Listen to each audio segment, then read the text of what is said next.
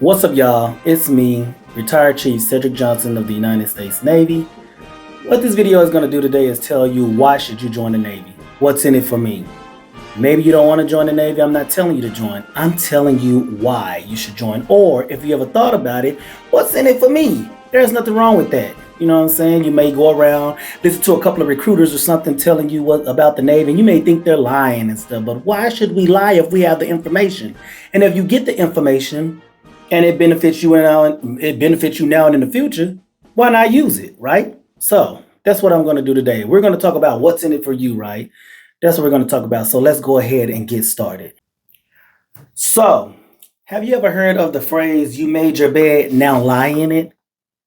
If you ain't heard it, it's an old adage, it's an old saying. That's called the bed of life, right? So since we're talking about the bed of life, it basically is saying the decisions you make now is going to determine who you are in the future. If you're like 18 through 25, those 20s, the decisions you make in your 20s is going to determine who you are in the future in your 30s. Then the decisions you make in your 30s, so on, and so on. So, why should I join the Navy? What does that have to do with the bed of life? What does it have to do with decisions? Decisions. Well, if you're young right now between 18 and 35, you know what I'm saying? You still have a chance to make a good decision that's going to set you up for the future. You may hear me say a lot of times, benefit you now and even in the future. Those are the things I like to use to let you know that, hey, this is what we're going to do. But we're going to get it started, the bed of life. And since we're talking about the bed of life, we're going to spell out a word, right? The word I'm going to spell out is mattress. We're going to spell out mattress. Let me go ahead, stand up right here. We're going to spell out mattress.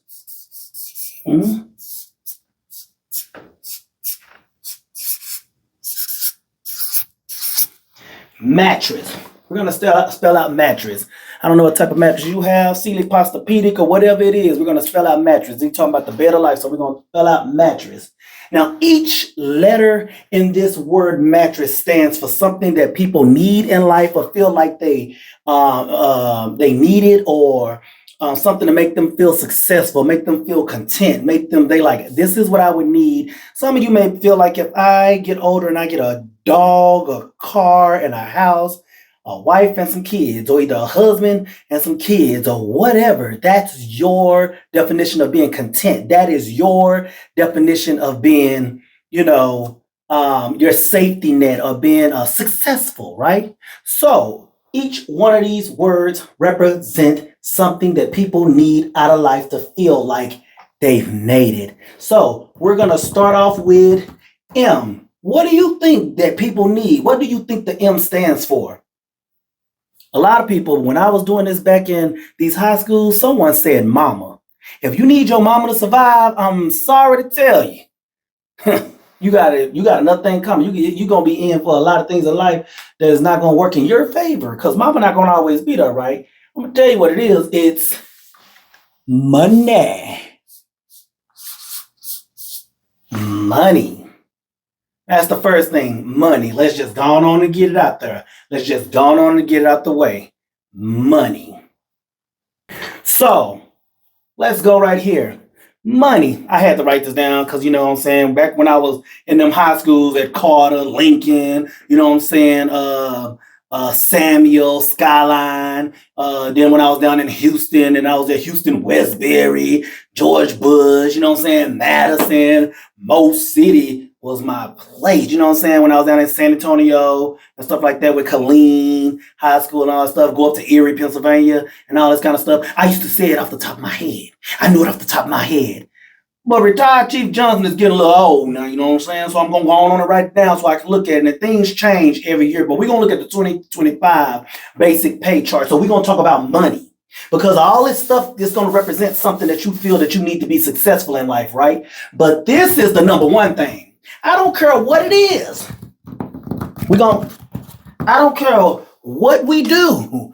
If you ain't got this, if you ain't got no money, no coins, it ain't gonna work. So we're gonna get right to it. Let's say that you starting off at a basic pay of E1, enlisted 1, first rank in the Navy, no ROTC background, no college, no nothing. I'm just coming straight off the street and I'm gonna join the Navy. E1. Now follow me, because you may say, what? That ain't no money. You gotta follow me. Remember, we're in the Navy. So stick with me. E1 with less than 4 months. That means that you just picked up out of Homeville, USA, and you went and you had to go to the United States Navy, and that's what you chose to do. From day one of leaving your hometown to getting on the plane, you will start getting paid. Less than 4 months, monthly base pay is $1,918.62. So after 4 months, your basic pay every month is going to be $2,149.20. What does that look like? That looks like on the 1st and 15th, you get paid regardless. On the 1st and 15th, regardless. I don't care what happened. On the 1st and 15th, you going to get paid. Now, if you was an E1 with no experience, nothing off the street, every 1st and 15th, you will get $959.31, right? Or if you have more than 4, this is just E1, right? E1, keep following now, because y'all be like, that's not enough money. There's levels to this, okay? After your 4th month, you're going to go up to making every 2 weeks, every 1st and 15th, you're going to get $1,074.60. Now, if you looked at that on a 40-hour-a-week pay scale, and we broke this down like hourly, 4 months within the Navy, you will basically be making like $12.40 an hour. Oh, that's not a lot. That's not. Wait, hold on. You got to stick with me now. You got to stick with me, because I know a lot of people be like, that's not no money. Stick with me, baby. You're just getting in, okay? So now, my thing is, you get pay increases. You're only E1. This is how promotions go. You can go from E1 to E3 in a matter of 18 months. What you also have to understand is when we get down here and we start talking about other things, you have trainings, you have schools, you have all this stuff that you're doing. You ain't paying for no apartment. You're not paying for no lights. You're not paying no bills. You're not doing nothing like that, because basic training, you're getting paid, right? Basic training is 10 weeks, up to 10 weeks, depending on your division and what you do.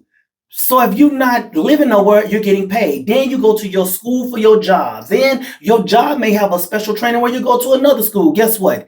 Your pay is increasing. By the time you get out of school, you're at an E3 level. E3 level is monthly pay for E3 is anywhere from $2,500 to $2,700 a month. You break that down on the 1st and 15th, you're getting $1,325. This is just getting in. E3, this is the first 18 months in. Stick with me now, because there's certain things that you're not paying for that the civilian would have to pay for. So that's money, right? So now you're averaging maybe $15.25 an hour. Some of y'all ain't got no job, so let's go with that right there. It's not for everybody, okay? But $15.25 an hour, and I ain't got no dang on lights, and I ain't got no, when I'm just now getting it. Come, stick with me. Now, with that being said, you also get housing allowance. There are things that you get from the United States Navy that is not taxable because it's allowance for housing. If you get to a ship and your ship is not livable or something like that, and you live out in base, live off the base, or either they may give you housing on base. But if you end up living off base, you're going to get allowance for housing. And basic allowance for housing goes by the different areas you're in. You know, it may be an extra $1,500 in Texas and maybe $2,000 in California. It goes by the cost of living. So that's added on. Then you get allowance for supplemental allowance for like food, right? Commuted rations. So when you get your food allowance, that's extra money on top of that. What if you are stationed on a ship? That's sea pay on top of that. Let's just say when I was 19 years old in the United States Navy, yeah, the base pay is what's being taxed, right? But I had other pays on top of that pay. And as a 19-year-old, I was able to live in an apartment, pay my light bill, pay my phone bill, and pay my car note and pay my insurance. As long as I got a roof over my head, electricity, being able to get food, and pay my car note and my insurance and my phone, and have a little to spare over and save, We're going to get to what you're going to save after that. So, yes, it may seem like a little when you look at basic pay, but you got to look, that's the pay that's being taxed. That's not the non-tax things that you get on top of it. So imagine being 19 years old and nobody telling you what to do because you got your own. You know what I'm saying? So let's keep going. That's money. So you will get money. You will be able to survive. We can talk about anything, but if you ain't got no financial stability, the hell? But what about saving money, right? We'll get to that later because you got to be able to put your money back in your pockets and make your money work for you. You can make a Navy paycheck work for you. You just got to be able to, it's up to you. You know what I'm saying? Once again, this ain't for everybody, but it might be for somebody that may benefit you now and in the future. You're going to keep hearing me say that. Let's move on to the next one. What do y'all think this next one is? A, we got money. What do you think A? I'll give you a hint. A is when you do something and you never thought you'll be doing it before. And you say, wow. Something that makes you say, wow, I would have never thought I would be doing this. I'm going on a what? Adventure. That's what this stands for. Adventure. And you know what? I'm a tie the T in with adventure. In order to go on an adventure, you have to do what? You can go on an adventure in your hometown, you can go on an adventure in your bedroom, you can go on an adventure in your living room, you can go on an adventure in in the bathroom if that's what you choose to do. But if you want to get out and you want to go see the world, you want to do things like that, you're going to have to do what? Travel. So we're going to try adventure and travel together. So adventure, the way that I can do adventure, I don't even have to look that up because that right there is just personal experience or whatever. Like I said, it's not for everybody. Now, getting in the United States Navy, they do have active duty, they do have reserve. Right here today, we're talking about active duty, joining the Navy. Let's talk about adventure and travel and just get that on out the way. I can tell y'all just like this. I don't need to look this up. I'm going to just give you my experience of travel and adventure. Now, if you're on shore duty, you may not get that much travel and adventure as you would if you was on a ship. Now, it was scary. I mean, coming out of South Dallas, the only water I've ever seen is the Trinity River, you know what I'm saying? But going to the USS Champion, I was on a mine warfare ship. I was able to go on an adventure. Anything out of South Dallas was an adventure to me. Going downtown Dallas was an adventure to me. But I will give you a perfect example of an adventure. We went on these things called deployments, right? I went on a deployment. I was stationed in Ingleside, Texas, right? Just down there by Corpus Christi, which I lived in Corpus Christi, but was stationed in Ingleside, right? Now, in Ingleside, Texas, we were told that we had to go to San Diego. Our ship had to go to San Diego, right? In order to get to San Diego, if you just look at your map, we were in the Gulf of Mexico and you leave Texas, you got to go down, right? You can either go all the way down below South America, or you can go through the Panama Canal, right? So we went through the Panama Canal, but before we even got there, we stopped in this place called Cozumel, Mexico. Now, listen, I'm just a ghetto hood boy from South Dallas, okay? We went to Cozumel, Mexico. Now I get to Cozumel, Mexico, and we pull in and I look down at the water and you can see straight to the bottom. You can see the white sand and the fish and everything. It was like something out of a movie. This is not me trying to get you there because this is not for everybody. Listen to my experience. If my experience sounds too good to be true, well, that's what's too good to be true for you. That's my reality. So, and what do I have to win from this, right? I'm retired, but people keep asking me, why did you join the Navy? Why were you in there so long for over 21 years? I'm telling you why. So we pull into Cozumel, Mexico, see the white sandy beaches and see all of this stuff. And I see all of these clubs and stuff on the shoreline. And then we go out there, go to this place called Senor Frogs and what is Carlos and Charlie's. And you go to all these different places. You see the local people selling everything. I mean, We did everything. We had a good time. You know what I'm saying? I've never been to another country like that. We go deeper into there. We see how people actually live. It's a party. It's a party. It's a party in Cozumel, Mexico. Then I went to the Mayan ruins, right? This is stuff that I see on TV, right? We're talking about adventure. We're talking about travel, right? We adventure and travel. I'm going out there in the Mayan ruins. I'm riding on a horse. I really think it was a donkey. I'm not sure if it was a horse or a donkey. I don't know.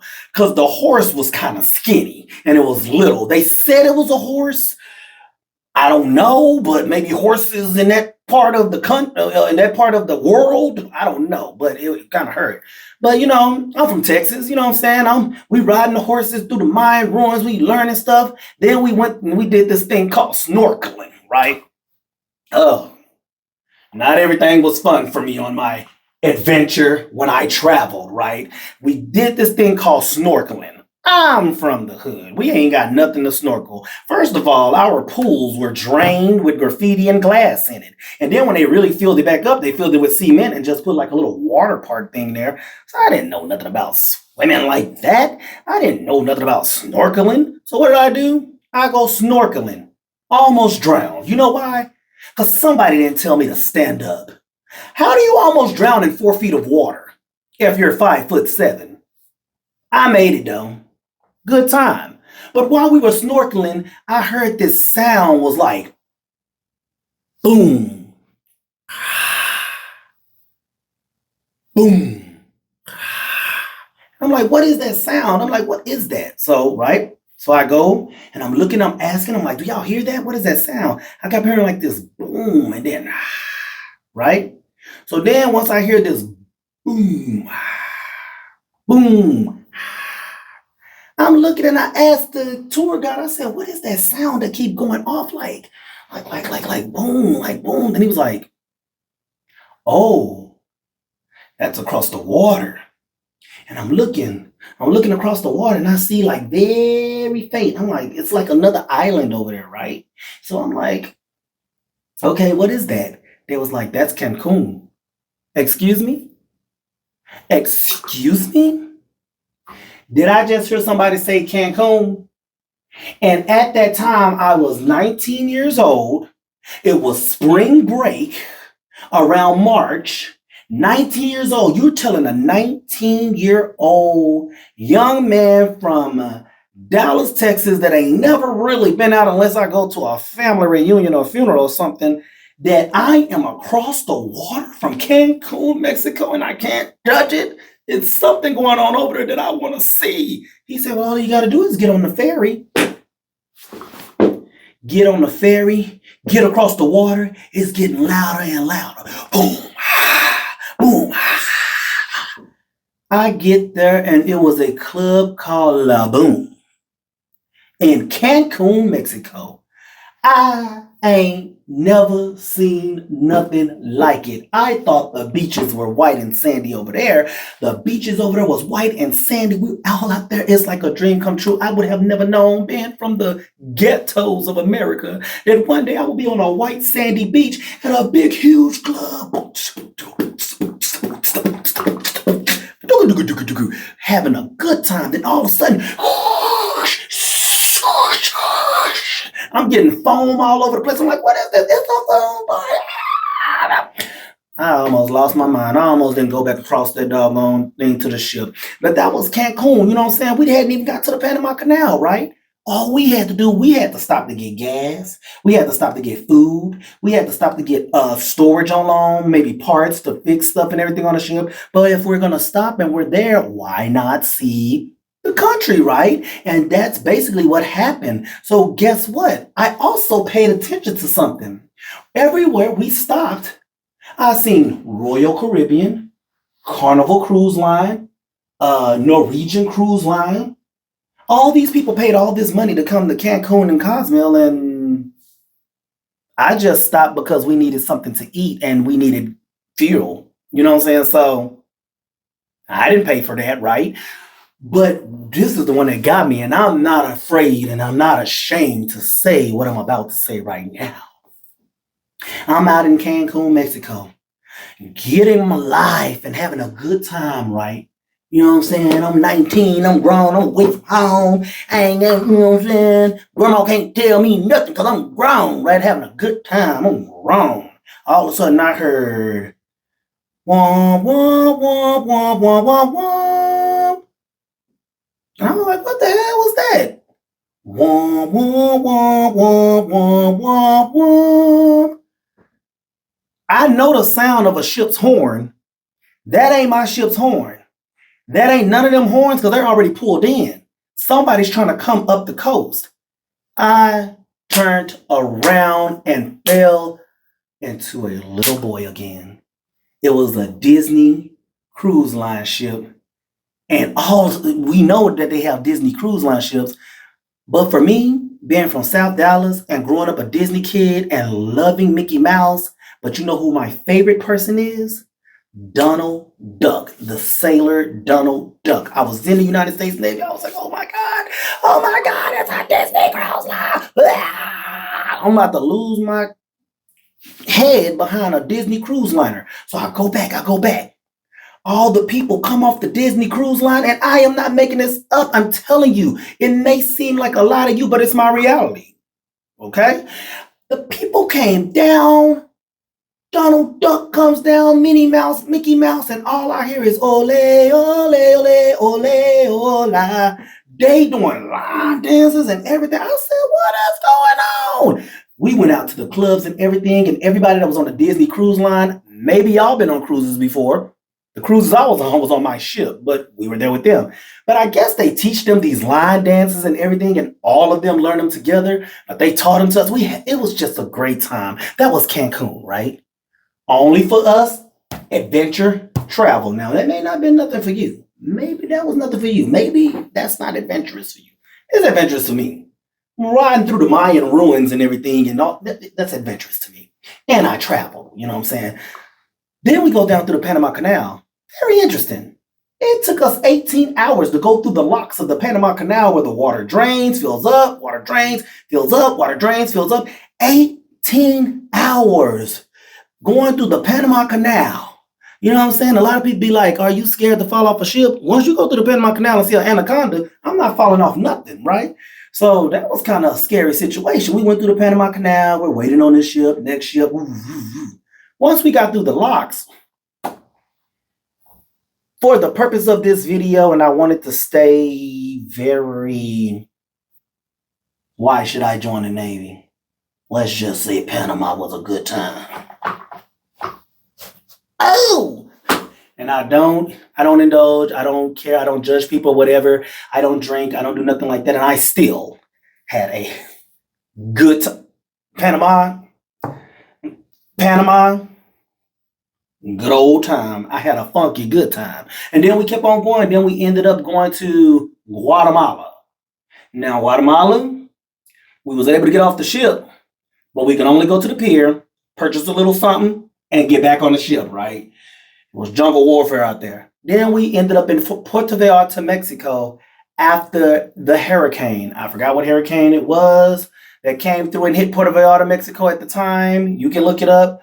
But that was one time I was able to use my technical expertise of being an electrical engineer and going and I was fixing defibrillators and everything because the storm had ruined their hospitals and all those type of things. And the United States Navy is a humanitarian service anyway. We go around helping people, rebuilding and all this kind of stuff. So, we had fun in Puerto Vallarta and everything. Then we ended up in San Diego. So you're saying, well, you told me all of this. Yes, that's how we got from Texas all the way down, hooked it under, and got to San Diego. But on the way there, we kept stopping, doing things. We stayed in San Diego about 3 months.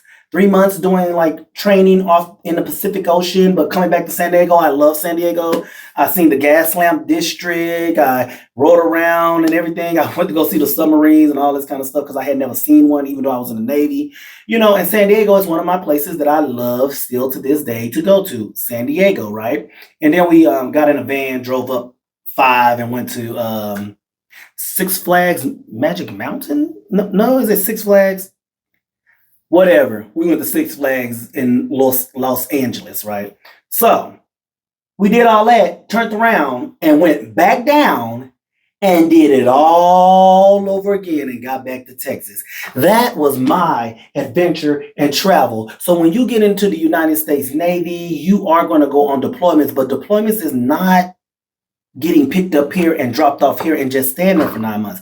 Deployments is sailing and stopping and stopping and stopping and stopping and stopping and stopping, and then you get to see the world. Some people have been to Dubai. Some people have been to Greece or Spain and Barcelona. Some people go on a European tour. Some people go on, some people have been around the African Horn. It's different things you get to do when you're traveling, and you get to say, wow, I never thought I would ever do that. So that's that. Adventure and travel. Now we move on to the next T. Training. Now we get to some good stuff. Y'all heard my story. We had fun, right? But we is going to train you. We are going to train you. I didn't retire and got lazy again. But we're going to train you. We're not going to just put you in boot camp and then just throw you to a ship and say, get to work, right? We're going to train you, right? The first training you're going to get is boot camp. Boot camp. I'm just going on and say it, boot camp. A lot of people like to say basic training and stuff like that. Boot camp. Boot camp, okay? That's the first training that you're going to get. You're going to go there. Boot camp is 8 to 10 weeks, depending on division that you go in and stuff like that. Boot camp. What is boot camp? Basic training for the Navy is basically training you how to be a sailor on board a United States Navy ship. That's all it is, okay? Boot camp is not something that they're gonna, it's to me, it was like summer camp. I'm sorry. I mean, you can't hit me. So boot camp was too easy for me. It was too easy for me. All they did was train us on ships, planes, different things that we were going to be using, how to live aboard a ship, how to pull a ship in, all that stuff, seamanship, marksmanship. They taught us how to shoot, stuff like that. It really wasn't. The number one problem in boot camp was people don't like for folks to tell them what to do. If I'm getting paid on the 1st and 15th, you ain't got to tell me what to do because I'm going to do it. That's basically what it is. Boot camp is taking everybody from Homeville, USA. You may be from Compton. You may be from South Dallas and Oak Cliff. You may be from the Boogie Down Bronx. You may be from the Carolinas where everything is finer. You may be from Florida. You may be from ATL, shouty. But we all in basic training right now. And these different attitudes and stuff, and we ain't gonna even talk about coming from Chirac, you know what I'm saying? Or you coming from New York, son, you know what I'm saying? I didn't know all that stuff. We taking all these different attitudes and all these different backgrounds, upbringing, and walks of life, different races, different beliefs, and we're putting them in one area, in one compartment or one living space to become a team and learn how to be go from civilian to sailorization. That's the difficult part of boot camp. Not what we're actually doing. It's the mindset of we're all human. You see what I'm saying? We're all on a team and we all have to take care of each other and we have to take care of this ship so this ship will take care of us. One of, I think, the hardest things of boot camp for me was getting used to fire. Once we learned how to break down a fire and stuff like that and what builds a fire and what we need for a fire to, and how the different agents to put it out, everybody in the United States Navy is going to be a firefighter. Why? Because when you're out in the middle of the ocean, you can't call 911 if something catch on fire. I don't care what your job in the Navy is, you're going to be a firefighter. So that and physical fitness and, learning different naval history and stuff like that, that's really what you're doing. Being neat, uniform, regulations, getting all that civilian out of you and becoming a sailor, learning how to live aboard a Navy vessel. That's basically what boot camp is. You know what I'm saying? I can go do boot camp today because half of a lot of these people, y'all not in shape like that. I mean, it's natural for me. But boot camp is the first training and you're getting paid. After you leave boot camp, you're going to go what we call A school. A school. A school. I like to call it apprenticeship school. When you get into the United States Navy, you have to get a job. We're not just throwing, you have to have a job rating. You can Google it. You can do whatever, you have to have a job rating. So when you get your job rating, or if you go undesignated, which means you didn't have to have a job rating, so I take that back. As I think about it, you can get a job rating. Undesignated is like undesignated firemen, seamen, airmen. If you're undesignated, that means that you're going out there striking for a job. You may get out there, and if you go undesignated, that's like striking for a job to see what job you actually like and what's available and what's open. I went with a job. I had 5 job choices to choose from. When you join the United States Navy, we'll go over that in another video, the process of actually joining. We're talking about what's in it for you. They sit you down and they go over your job, right? They tell you what your job is in the United States Navy, what it entails. Then they flip the card over and they tell you, how does this correlate to the civilian sector? That's what you're really looking for. How is what I'm doing in the United States Navy going to get me paid when I get out the Navy? That's your A school. So me, I went in as an electrical engineer. We call it an electrician's mate, right? So when I got out of boot camp, I had to go to electrical A school, right? I had to go to A school. I had to learn, how do you be an electrician on a ship? We went through our tech manuals. We went through our training. I learned about AC circuits, DC circuits, logistics, elevators, all kind of stuff, catapults, all kind of stuff. I learned all this stuff in electrical school, right? Had to be pretty proficient and good in math for me. And it was fun. It was challenging, right? To know that I know how to, fix elevators and catapults and all this kind of stuff, and also know how to work with AC and DC circuits, right? After your A school, you have, some of them have a C school. We're talking about training, right? A C school. C school, I like to call it continuation school.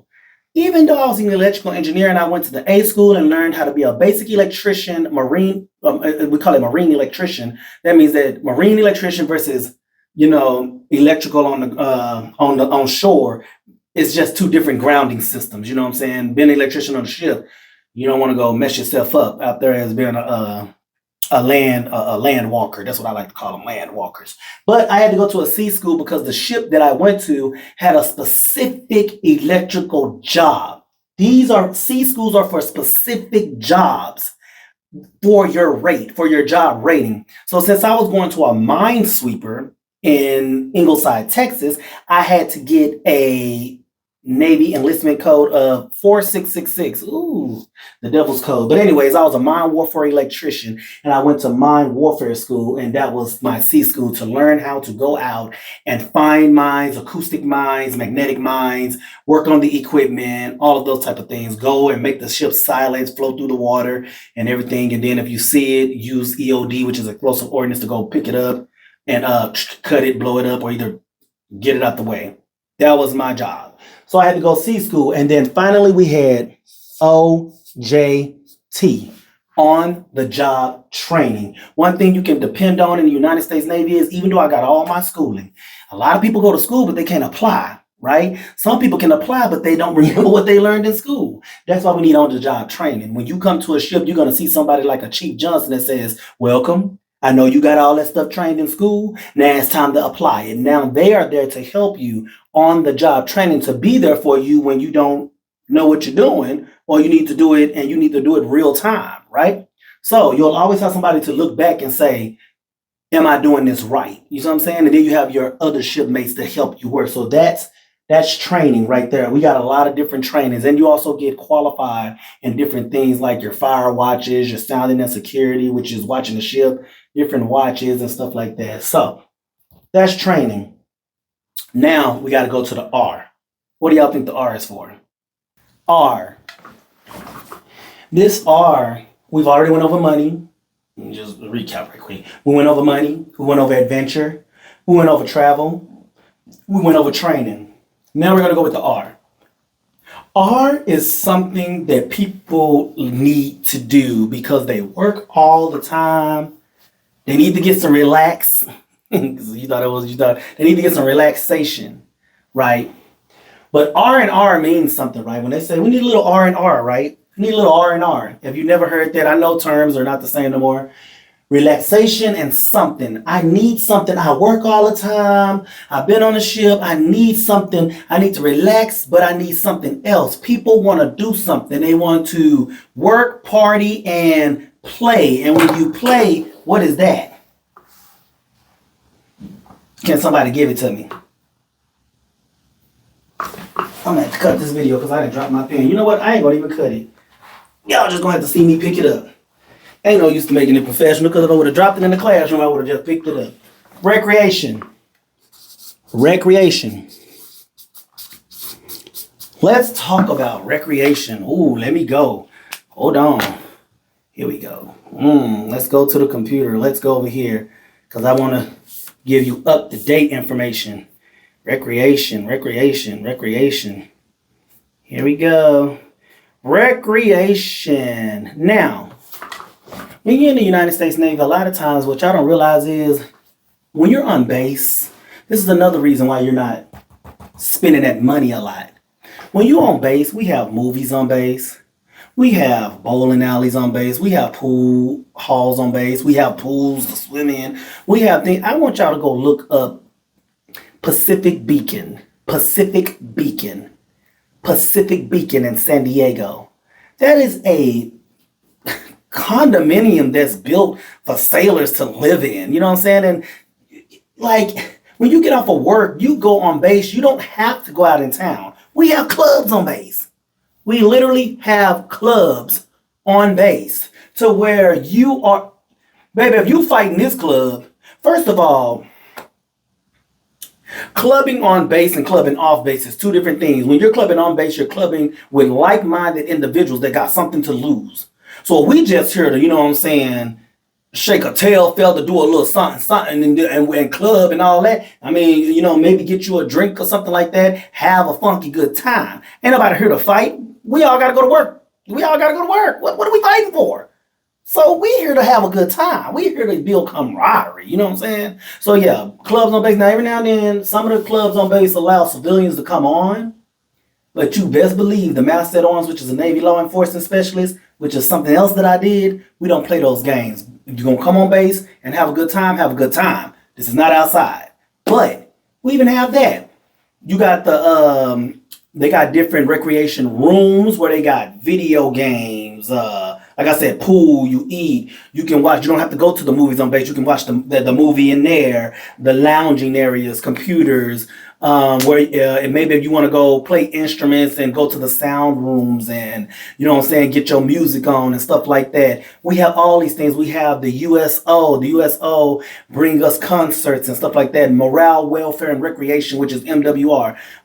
Imagine coming out, you know, it's your lunch break or something, and you go to the commissary or you go to the Navy Exchange, and then you hear what you know about that, and it's loud, and you sitting up there like, okay, wait, what's going on? Like, who's that? You go outside, it's a whole concert going on. I didn't know it was a concert today. There go T.I. T.I. for the sailors, you know what I'm saying? Maybe you like Puddle of Mud and stuff like that. I'm going back to my time. Y'all probably like T.I., Puddle of Mud, Creed.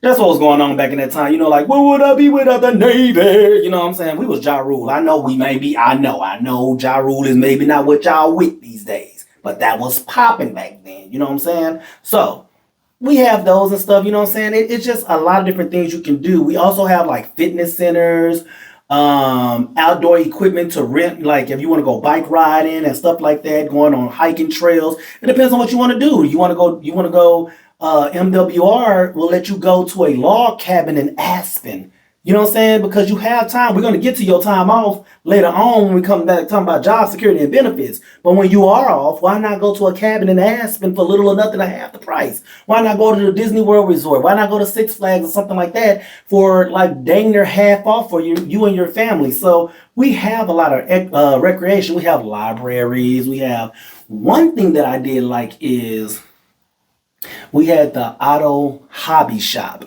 where we would get with some of the older people, you know what I'm saying? Maybe a civilian mechanic or something like that. You could take your car around there. They teach you how to fix everything on your car, right? So I'm telling you, there's no reason to spend your money if you do it right.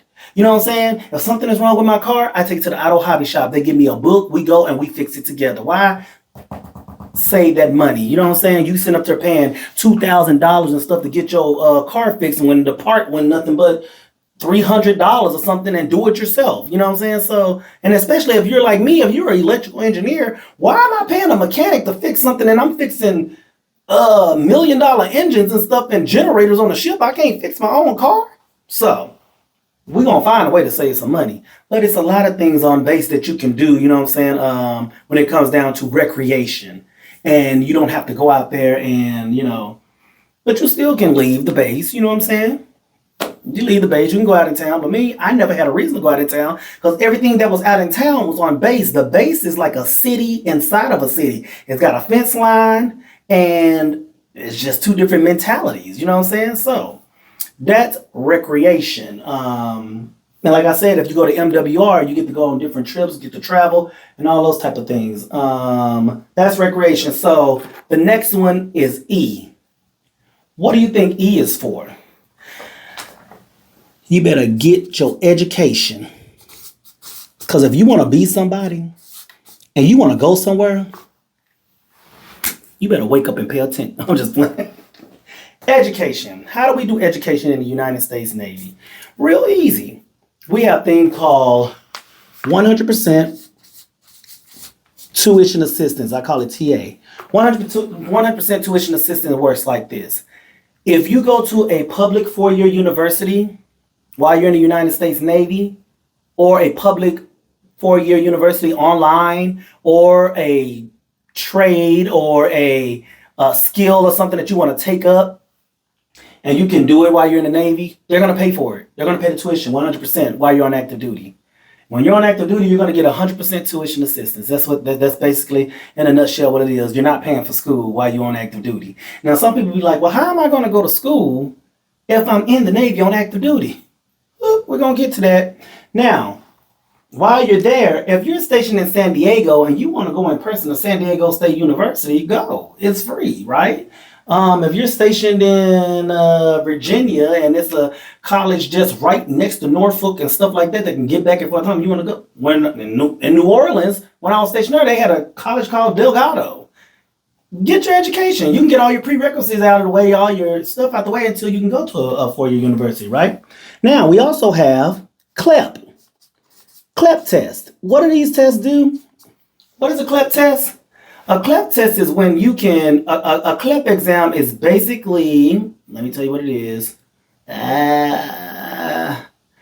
A CLEP exam is a college level examination program offered by the College Board, the same people that offer you the SATs and the ACT. It's test the entry level knowledge of college. So basically a CLEP test is if you already know math, why are you taking a college course for it? CLEP it. If you already know English, I've never taken an English course in I never took English in college, right? I CLEPed out. CLEP it. Take it, right? If you know different science, they got all kind of courses from college algebra, English composition, psychology, U.S. history. They got Spanish, French, German, all these things that you want to learn, all these little courses you can CLEP out. You just go to your Navy college office on base, take the CLEP exam, and now that accelerates your college. And then you can just use your 100% tuition assistance to take your major and stuff, right? Why are you going to school and taking classes for something that you already know? The CLEP exam is saying that your knowledge level is good enough, is good enough to get a degree, right? And guess what? Those exams cost. They're free to you, right? But what if I'm on a ship? We got NC Place Afloat. Some of our ships pay college professors to come onto the ship just in case we're on deployment and you need to do some school underway and you need to use teamwork to get it done. You know what I'm saying? And when I say use teamwork, you may can have somebody that's good at math, you're good at English, and y'all just tutor each other, right? So my thing is you can do that underway for free. And a lot of people join because of this right here. Post 9/11 GI Bill. That's what I'm using right now. What the post 9/11 GI Bill is, you can get all this. I did some college in the United States Navy, but I wanted to get a different degree. So when I got out the United States Navy, what I'm using right now is the post 9/11 GI Bill. What that does is it pays for my college at a public four-year university. Right now, I am a student at the University of North Texas at Dallas. I have not paid one college course because I get post 9/11 GI Bill. I have not paid for no books because I get post 9/11 GI Bill. I also get a housing allowance on an E5 level because I have post 9/11 GI Bill. So basically, when you get out, you got all of this while you're in. You can get your degree while you're in, but post 9/11 is when you get out. So you can get a degree while you're in, use your post 9/11 for a master's. And if you in some states like Texas, where they have the Hazelwood Act, you can get even more money to continue your education, right? So you can almost get up to a doctorate degree and you ain't paid no money for tuition. So right now, post 9/11 gives me money for books. It pays for all my classes. I take 4 classes a semester. As long as I'm a full-time student, I get housing allowance. It also gives me housing allowance. Guess what? If I didn't want to use it, once you stay in the Navy for a certain amount of time, after your first 4 years, you can literally give your post 9/11 bill to your kids or your spouse. So if you got your bachelor's degree while you were in, and you saying, well, what am I doing with my post 9/11? Because I already got a degree when I was in, right? I did 6 years, 4 or 6 years, and I got my degree while I was in the Navy. What am I doing with my post 9/11 bill? Give it to your kid, or give it to your wife, or your husband, or your significant other. Hey, the gift that keeps on giving, right? So that's education in the United States Navy. A lot of people be wondering, how am I going to get my education in the Navy? We got people getting bachelor's degrees in 4 years, 3 years, because they're clapping out a test and everything, and they're knocking that out with the prerequisites, right? So that's education. What does this S stand for? This one is a tricky one.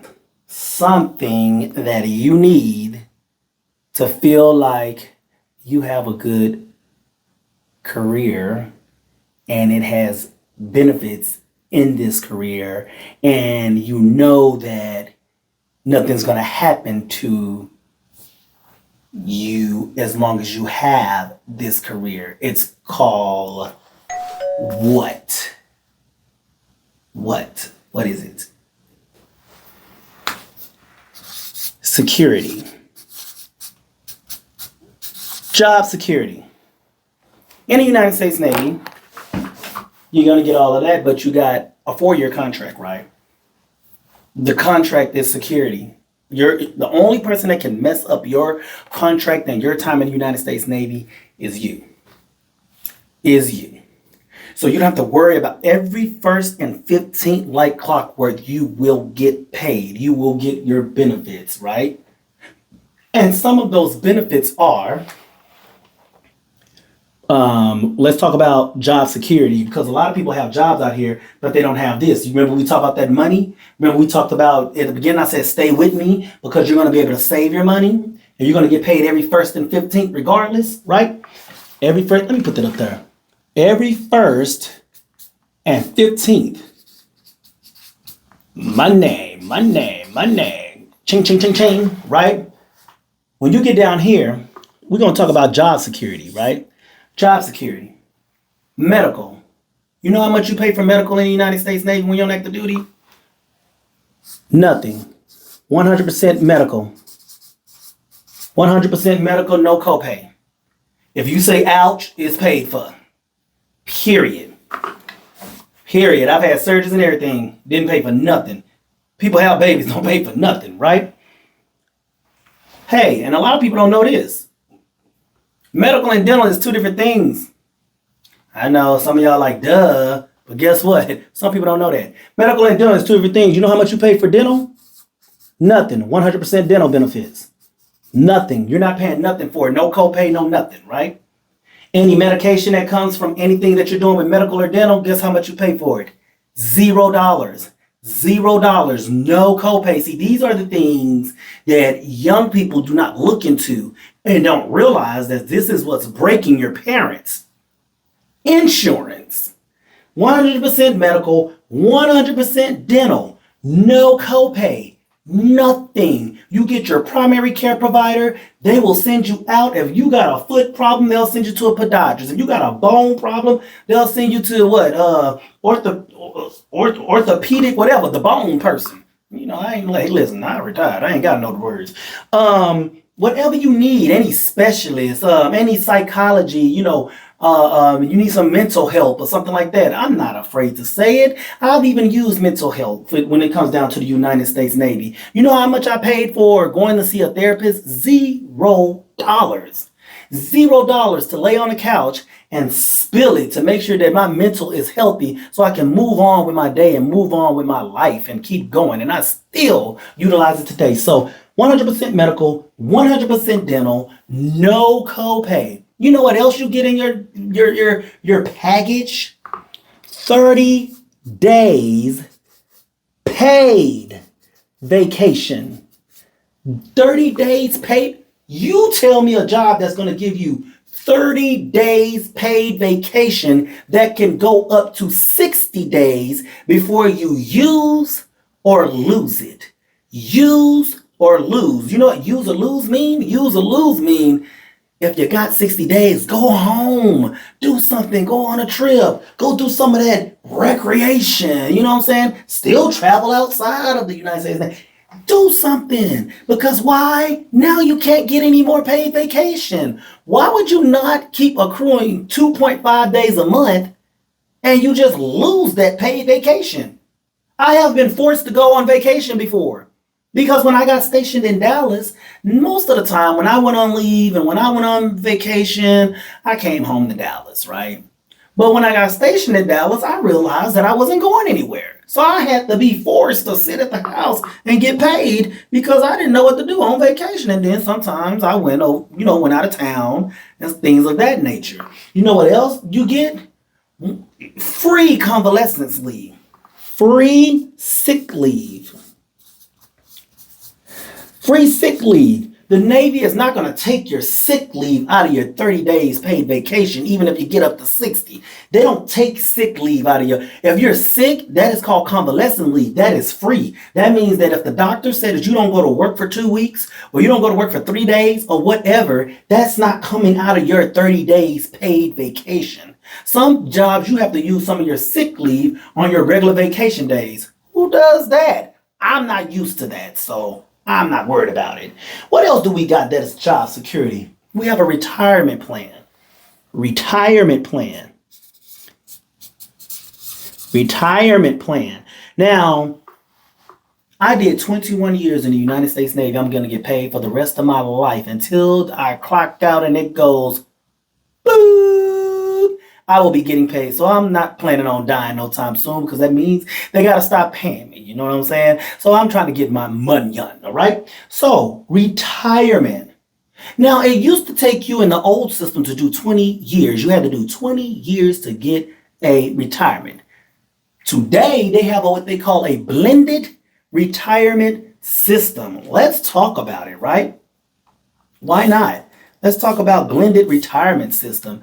A lot of people don't know about that. These are the things that I wouldn't say you all, but a lot of the younger people, y'all may not look at this. Y'all may not look at, retirement because you're not thinking about it. You think you're young, you think you're going to live forever and all this stuff. And you're not really worried about, that older age right now, but it's going to come around. You used to have to do 20 years to get a retirement, but they have changed it now.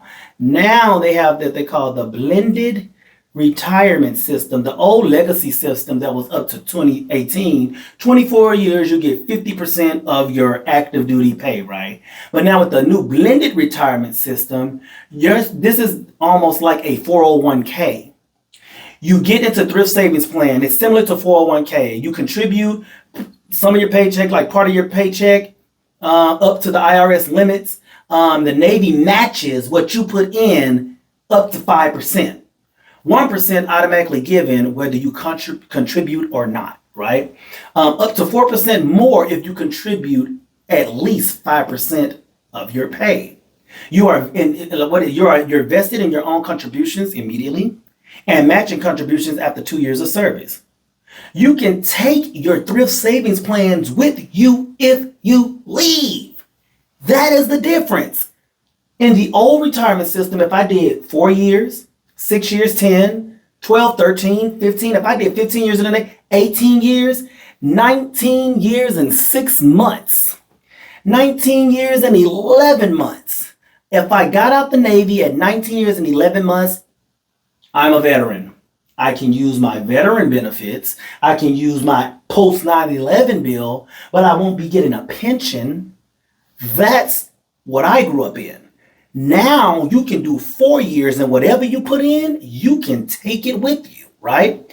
Whatever you put in, you can take it with. If you do 5 years, 6 years, 10 years, however long you do in the United States Navy, whatever you put in, you can get it back. You can get it in partial payout. You can get it in a lump sum. You see what I'm saying? You can roll it over to another government job or whatever. It's up to you. Invest it. And then if you still do 20 years, right, you still get a reduced retirement pension. It's now 2%. Why? Because you've been putting into it over the time. 20 years, you get 40% of your base pay. And if you do 25 years, you'll get 50% of your base pay, and then so on if you do 30 years. But I mean, it's less than the old system, but then they got the blended retirement system now. So what it's telling you is, even at a young age or whatever age you are, if you do 4 years in the United States Navy, you're going to take something with you. I think that's beautiful. I think that's beautiful. And I think a lot of people that got out of the United States Navy at 4 years, 6 years, 10 years would have really benefited from a TSP, a thrift savings plan that was put in place for them to invest or do what they wanted to do with it, right? So you have a retirement plan. But one more thing that you're going to get in a package, in a benefit package, that a lot of people don't think about. SGLI. That is life insurance up to $500,000. $500,000 life insurance while you're in. Very important. If you say that you love your loved ones, you want to have life insurance. If something happens to you, you want to have life insurance. We're talking about the Navy, but anything could happen right here on American soil in the United States of America. You never know what may happen to you. You never know what may happen medically. You don't know what may happen like physically, accident or anything. But when you leave, you're leaving $500,000, okay? Because it's hard until you have taken care of a funeral or a loved one after death. You do not understand how much that is going to help you when it comes down to their bills, when it comes down to putting them away properly, maybe the way that you want to, that they would want to do it in the way that your family would be comfortable with, okay? So that's a lot of stuff that we went over, right? So we only got one more S. And what do you think that is? If you had money, adventure, travel, training, recreation, education, and job security with all of these benefits in a package, what do you think you will feel? What is this one? Success. Success. You might feel successful. That's what I felt. You know what I'm saying? So, basically, in a nutshell, we went over money, adventure, travel, training, recreation, education, job security to be successful in making up our bed of life. That is what I wanted to tell you. So why should you join the Navy? I should join the Navy because I'm going to get some money. You know what? I'm going to join the Navy because I need to get out and I need to go see the world. I need to travel and stuff like that. I need to go to the Navy because I need some discipline. I need to go to boot camp. I need to get some training. I want to be a technical job. I may not want to know what I want to be in life, but I know they're going to train me to do something, right? Recreation. I need a little R&R. You know what I'm saying? Education. I'm not paying for anything when it comes down to getting my education. And job security with 100% medical, 100% dental, 30 days paid vacation a year, $500,000 in life insurance, free sick leave, and a retirement that you can take when you leave. You can take something with you. I'm sorry. Please, in the comments, tell me a job that equals to this as coming from hometown, no training, USA, and that is going to equal to this. Once again, it's not for everybody. No, I would never tell you that. It's not for everybody. The Navy is not for everybody. But if you know somebody that needs money, adventure, travel, training, recreation, education, job security, and want to be successful, if your cousin laying on your auntie couch and they ain't doing nothing with themselves, tell them to go look for a local Navy recruiter.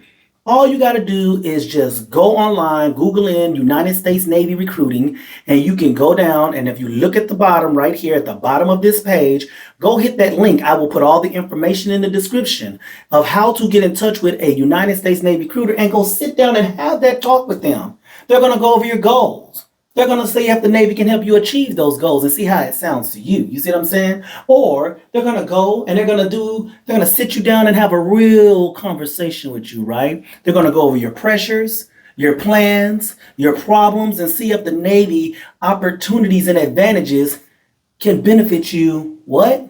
Now, or maybe even in the future. Listen, my grandmother worked for a job for over 20 years, over 20 years. And when she went in one day and she seen human resources had everybody come into the office, this was around 2008 when we were in a recession, they had sold the company overseas. 20 something years. You know where her pension went? Overseas with it. The whole company, everything. All she had to depend on was Social Security after that. Imagine working somewhere for so long and then by the time it's time for you to get tired and want to stop working, you don't even get a pension. You don't get anything. So you got to do what you got to do until you start getting Social Security. I don't even know if that's going to last. Who knows? We don't know how the world's going to be in the future. But I know right here, I know until the day I check out of here, I'm good. So, everybody always asking me, what's in it for me? Why should I join the Navy? That's why. It's not for everybody, but if something up here that you've seen or we talked about is for you, go to your local Navy recruiter, okay? Check down in the description and I will give you the information on how to get in contact and tell them that Chief Johnson retired sent you, okay? Y'all have a blessed one. Okay, now that was that. Okay.